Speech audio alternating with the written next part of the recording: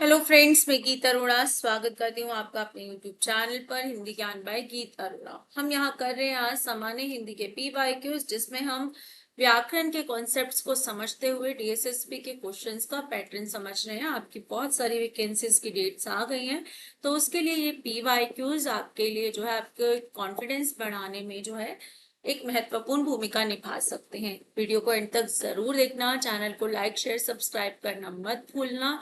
बिना टाइम को वेस्ट करते हुए चलिए पहले प्रश्न को करते हैं। सबसे पहला प्रश्न है कि निम्नलिखित में से उपहास का पर्यायवाची शब्द कौन सा है। उपहास जो है अनेक अर्थों में ले लिया जाता है। उपहास का एक अर्थ हुआ है मजाक बनाना, ठीक है, मजाक बनाना। अब जो है यहाँ पर वसन की बात करें तो वसन का अर्थ होता है कपड़ा। ताने का अर्थ होता है ताने देना, कई बार हंसते हुए दिए जाते हैं ताने, कई बार गुस्से हुए दिए जाते हैं। मेल का अर्थ है मिलना, ठीक है, और विकास का अर्थ है प्रगति या उन्नति। तो यहाँ पर कौन सा अर्थ है जो सबसे ज्यादा जा रहा है, वो क्या है, ताना। कई बार उपहास उड़ाने में तानों का इस्तेमाल किया जाता है, तो यहाँ पर ये हमारा विकल्प बिल्कुल ठीक बन जाता है। अंक देना मुहावरा का उचित अर्थ बताएं। अंक देना, अंक भरना एक मुहावरा है, ठीक है। जैसे माँ ने बच्चे को अंक में भर लिया, यानी कि अंक मतलब गोद में भर लिया। यहाँ पर अगर विकल्प देखें तो लाल होना, अंक का अर्थ अगर गोद है तो लाल होने से कुछ नहीं है, आशीर्वाद से कुछ नहीं है, धनी होने से कुछ नहीं है, लेकिन गले लगाने से अर्थ बनता है कि हम किसी को जो है अपने अंक में भर ले, गले लगा ले इत्यादि के अर्थ में।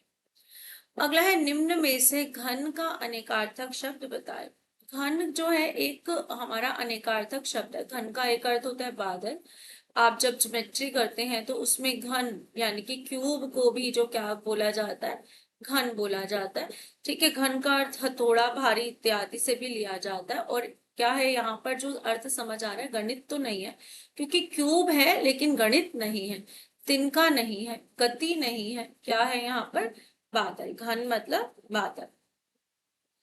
निम्नलिखित शब्दों में से कौन सा शब्द मधु का अर्थ नहीं है, यानी कि फिर से मधु के अनेकार्थक शब्द पूछे हैं, जैसे पिछले क्वेश्चन में पूछे थे।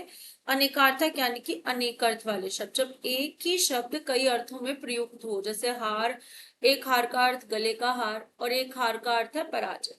तो यहाँ पर भी मधु का अर्थ क्या क्या है। मधु चैत का मास, बिल्कुल ठीक, क्योंकि वसंत ऋतु इसी महीने में आती है, इसे हम मधु मास भी बोलते हैं, ठीक है। शराब मधु का पर्यायवाची है। मधुशाला तभी बोला जाता है, आपने जो है हरिवंश राय बच्चन जी की जो है रचना पढ़ी होगी मधुशाला, ठीक है, जिसमें मधु का अर्थ है शराब, ठीक है। अगला है शहद। शहद तो है ही, मधु मतलब मीठा, शहद। लेकिन महुआ नहीं है। महुआ जो है एक तरह का फूल या फल है जिससे शराब बनाई जाती है, बाद में वो मधु की जो है श्रेणी में आता है, लेकिन उससे पहले उसे महुआ ही बोलते हैं, तो ये हमारा सही विकल्प नहीं है। अगला है पो जमा अन का संधि बतानी है। पो जमा अन में संधि, ये जो हमारी संधि जब भी बिना मात्रा के आपको दिखाई दे, या जो है वह दिखाई दे, बीच में यह दिखाई दे, पूरा आधा नहीं, तब हमारी अयाती संधि होती है, ठीक है। अयाती कैसे होती है, अयाती संधि में अयाती संधि के दो नियम हमारे चलते हैं। जैसे अगर ए के बाद जो है कोई भी स्वर आ जाए तो वो बन जाता है हमारा आय, ए के बाद कोई भी स्वर आ जाए तो बन जाता है अय। ऐसे ही ओ के बाद कोई भी स्वर आ जाए तो वो बन जाता है अव, ठीक है। और बड़े ओ के बाद जो है कोई भी स्वर आ जाए तो वो बन जाता है आव, ठीक। ये हमें ध्यान रखना। और भिन्न स्वर की मात्रा व पर और या पर लगती है, ये हमारे अयादी संधि के नियम होते हैं। अब यहाँ पर देखें तो हमें सब में जो है क्या दिखना चाहिए, इसमें अब बन रहा है, ठीक है। कैसे बन रहा है, वो आगे वाला शब्द जो है अब में आगे वाला शब्द ओ ही होना चाहिए, शब्द नहीं सॉरी, स्वर जो है ओ ही होना चाहिए। अब यहाँ पर ओ किस में लगा है, प जमा ओ में ये मात्रा है, प जमा ओ और अन, ठीक है। ओ के बाद कोई भी स्वर आ जाए क्या बनेगा, अव, क्या बनेगा, अव।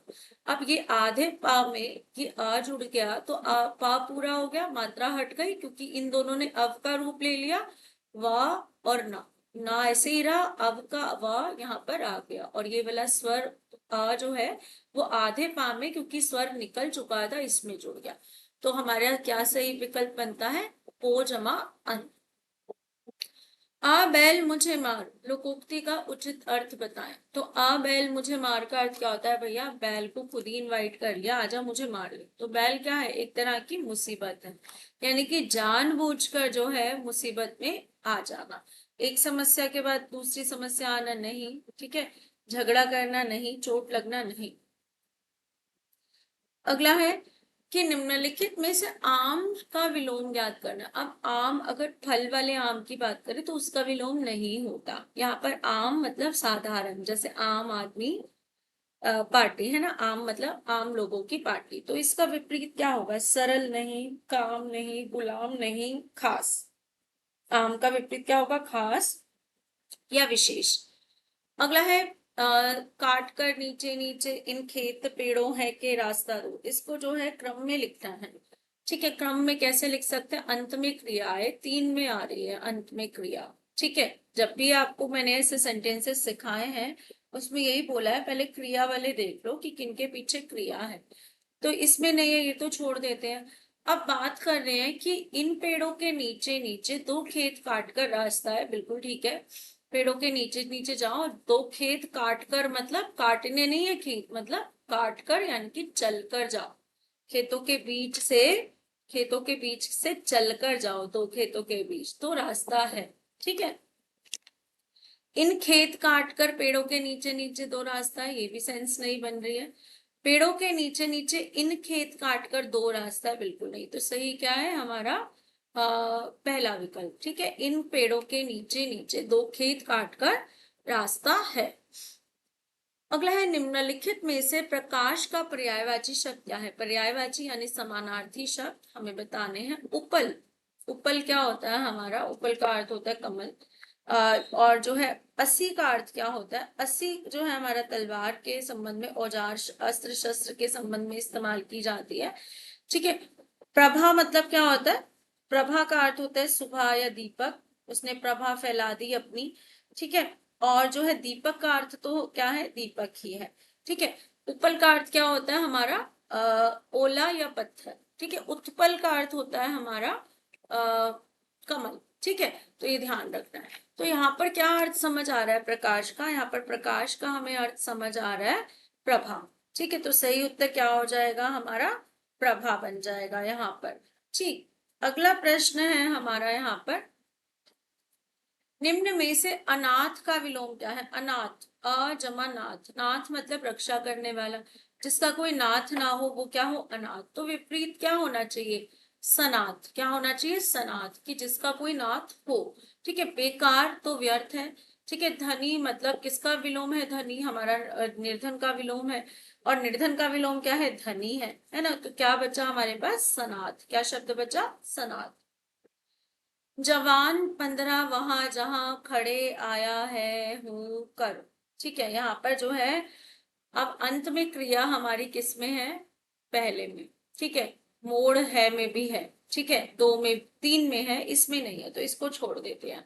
जहां मोड़ है वहां 15 जवान खड़े कर आया हूँ। सेंस बन रही है कि जहां मोड़, वहां 15 जवान खड़े कर आया हूँ, जहां मोड़ है। समझने में आ रहा है लेकिन वाक्य दृष्टि से सही नहीं है। 15 जवान खड़े कर आया हूं वहां जहां मोड़ है, वहां जहां सही नहीं है। तो क्या है कि जहां मोड़ है वहां, जहां मोड़ है वहां 15 जवान खड़े कर आया हूं। सही क्या है? पहला विकल्प। निम्नलिखित में से अंगूठा चूमना मुहावरे का अर्थ बताओ। भाई अंगूठा दिखाना होता है, साफ मना कर देना। अंगूठा चूमना, क्यों चूमेंगे किसी को? ना समझी दिखाना, बिल्कुल नहीं। तिरस्कार करने के लिए, तिरस्कार करना मतलब अपमान करना, बिल्कुल नहीं। इनकार करने के लिए अंगूठा दिखाना है। अंगूठा चूमना किस अर्थ में आ जाएगा? चापलूसी के अर्थ में आ जाएगा, जब कोई किसी की चापलूसी करता है। अगला है निम्नलिखित में से जमीन पर पैर न पड़ना मुहावरे का तात्पर्य क्या है? जमीन पर पैर नहीं पड़ रहा, अरे भाई उसके तो आजकल पैर जमीन पर पड़ते ही नहीं है। क्या वो कल्पनाएं करता है? नहीं। कल्पनाएं करने के लिए हम क्या कहते हैं? शेख चिल्ली के सपने देखना है ना, इत्यादि। इसके बाद बहुत अधिक थक जाना नहीं, अंग अंग ढीला हो जाना हो जाता है उसके लिए। नाजुक होना नहीं, कोमल से लिया जाता है। तो अधिक घमंड करना, कि जो है घमंड करने के कारण जो है वो अपना अपनी ही बातों में अलग अलग उड़ता रहता है। अगला है निम्न में से निस्सार का संधि विच्छेद क्या होगा। ठीक, अब यहाँ पर नी जमा तार तो नहीं है, क्योंकि अधिकतर हमारा विसर्ग जो है वो स का रूप लेता है, या र का रूप लेता है, या श का रूप लेता है, आधे षटकोण वाले श का। ठीक, तो यहाँ पर जो है विसर्ग होनी जरूरी है, तभी जो है किसी भी शब्द के बीच में सा आ सकता है। नी जमा तार नहीं है, निश जमा सर तो नहीं है, निस, क्योंकि विसर्ग ही अपना रूप जो है किसी ना किसी व्यंजन के रूप में बदल सकते हैं। तो सही विकल्प क्या होगा हमारा दूसरा, जो विसर्ग संधि का उदाहरण। आंख का पानी गिर जाना या ढल जाना, आंख में पानी ही नहीं रहा, मतलब क्या नहीं रहा, पानी नहीं रहा का क्या अर्थ है, आंख में पानी, क्या बुरा लग रहा है, नहीं। सहज हो जाना नहीं, दुखी हो जाना नहीं, क्या हो जाना, निर्लज होना। यानी कि जब किसी को शर्म ही ना रहे, आंख का पानी सूखना मतलब बिल्कुल शर्म ही नहीं आती है, तो उसे क्या बोलते हैं हम, कि आंख का पानी सूख गया।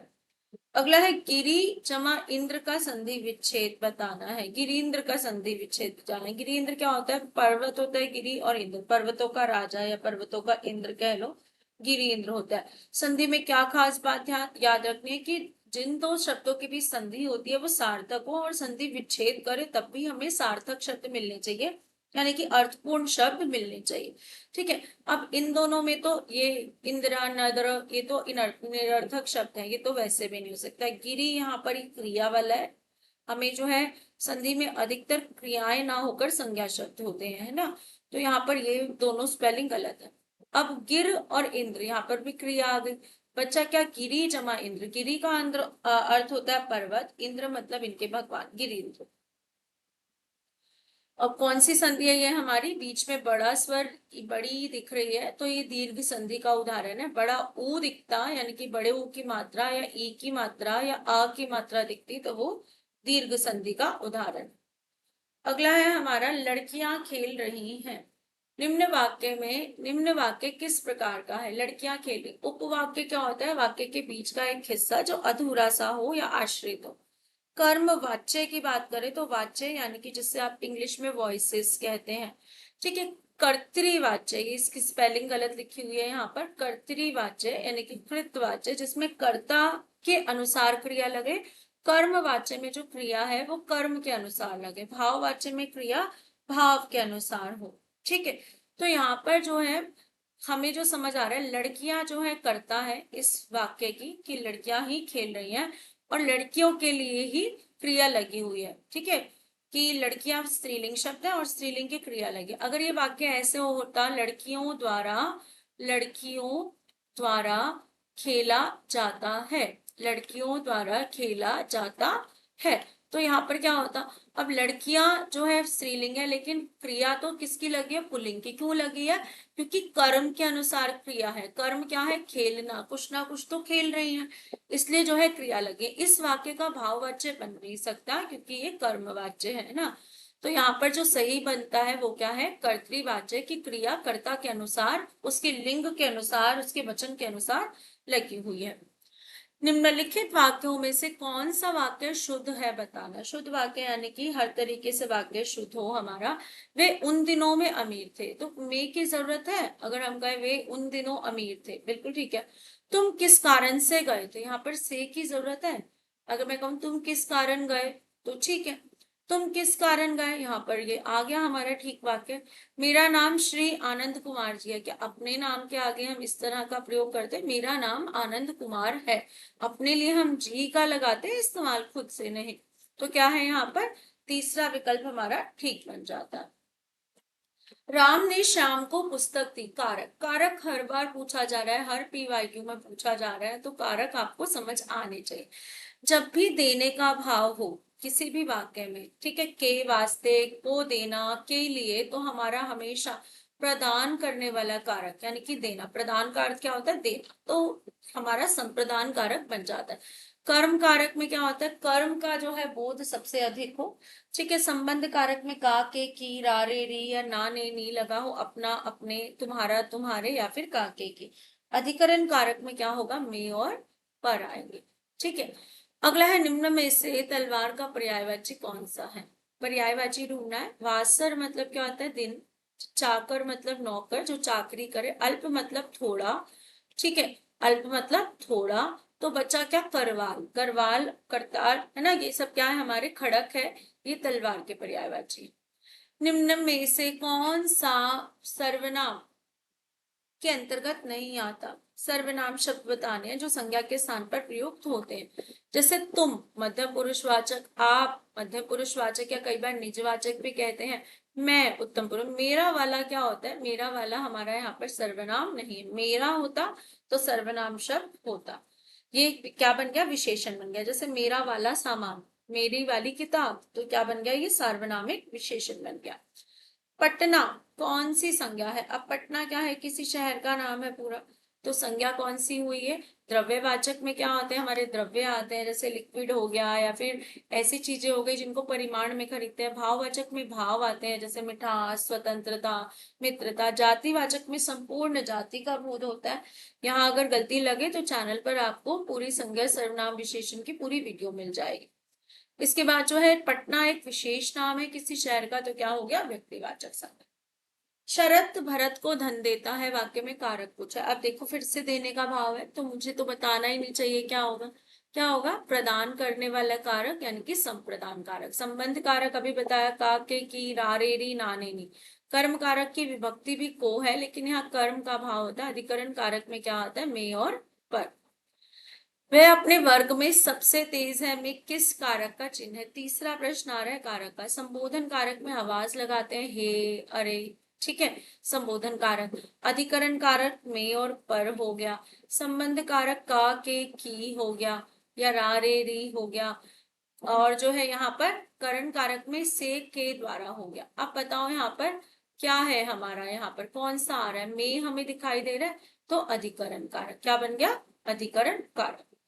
कौन सा शब्द भाववाचक संज्ञा है। भाववाचक संज्ञाएं बतानी है हमें जो भाव को प्रकट करती हूँ। जैसे लड़का क्या है, जातिवाचक संज्ञा।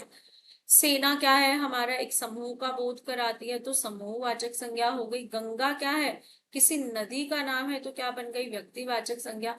मिठास क्या है, भाव का नाम है, तो क्या बन गई, भाववाचक संज्ञा। क्या बन गई, भाववाचक संज्ञा। अगला है कॉम्प्रिहेंशन बेस्ड क्वेश्चन। उपयुक्त गद्यांश के आधार पर जो है हमें प्रश्नों के उत्तर देने हैं। ठीक है, अब प्रश्न क्या है हमारे, कि हमारी पृथ्वी की लगभग 2/3 सतह, सतह मतलब ऊपर की, 2/3 सतह महासागरों के जल से ढकी हुई है। इन महासागरों की गहराई के बारे में कुछ भी नहीं कहा जा सकता। पृथ्वी की विशालतम पर्वत श्रेणी हिमालय भी इन महासागरों में पूरी तरह डूब चुकी है। थल पर अ, थल पर वनस्पति, वनस्पतियां मतलब जो हम खाते हैं चीजें, जीवन, महासागरों में रहने वाले पशुओं प्राणियों तथा थल के पशुओं और वनस्पतियों में विशाल अंतर है। समुद्र के प्राणियों की अजीब आकृतियों और रंगों के कारण कोई भी आसानी से पौधों को पशु और पशुओं को पौधे समझने की गलती कर सकता है। मूंगे पशु हैं, किंतु एकदम फूलों की तरह लगते हैं। इन अजीब प्राणियों और पौधों के कारण महासागरों को अपने आप में अजायब घर माना जाता है। ठीक है, अब प्रश्न है यहाँ पर, थल पर पौधे, पशु तथा मानव, और महासागर में क्या है, थल पर पौधे हैं, ठीक है, और पशु है, मानव है, तो महासागरों में क्या है, महासागरों में क्या है, पौधे, पशु और लोग। पौधे तथा प्राणी, या फिर जो है लोग और पौधे, या फिर पौधे और पशु। तो हमें प्राणी तो रहते हैं खैर, और जो है पौधे रहते हैं, पशु नहीं रहते। पशु हम किनको कहते हैं, पशु हम कहते हैं जैसे ये घोड़ा, कुत्ता, है ना, ये हो गए पशु। इसके बाद है यहाँ पर कि लोग तो नहीं रहते, है ना, पौधे पशु भी नहीं है, पौधे पशु लोग, तो क्या हो गया, पौधे और प्राणी। इस अनुच्छेद का सबसे अधिक उपयुक्त शीर्षक क्या होगा। शीर्षक हमें बताना है, तो शीर्षक क्या हो सकता है, महासागरों में जीवन रूप। क्या खाली हमने जीवन रूप की बात की थी, नहीं।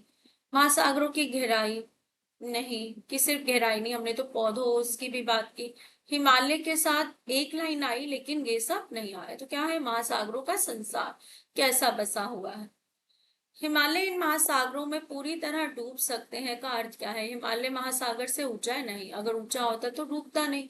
हिमालय महासागरों में खो जाएंगे, नहीं, ऐसा तो नहीं है। कोई छोटी चीज तो नहीं है कि खो जाए रास्ता, मतलब जिसे ढूंढ ना पाए। फिर हिमालय की ऊंचाई महासागर की गहराई अधिक है।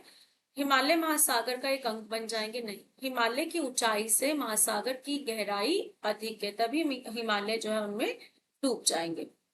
महासागर एक प्रकार का अजायब घर है, क्योंकि इसमें अजायब घर क्या होता है, म्यूजियम।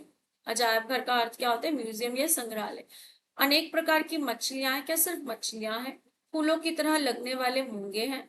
एक सुंदर फर्श है, ये तो बिल्कुल नहीं।